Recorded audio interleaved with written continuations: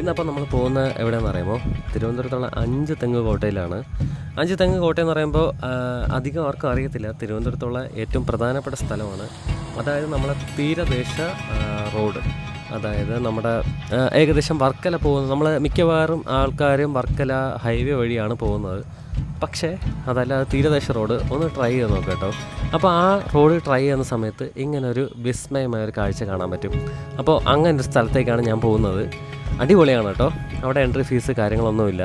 പക്ഷേ ഒരു ഈവനിങ് ടൈമോ അല്ലെങ്കിൽ മോർണിംഗ് ടൈമോ വന്ന് നിങ്ങളുടെ എന്താ പറയുക പാർട്ട്ണറുമായിട്ട് എൻജോയ് ചെയ്യാൻ പറ്റിയ അടിപൊളി സ്ഥലമാണ്. ഭയങ്കര പീസായിട്ടുള്ള സ്ഥലമാണ്.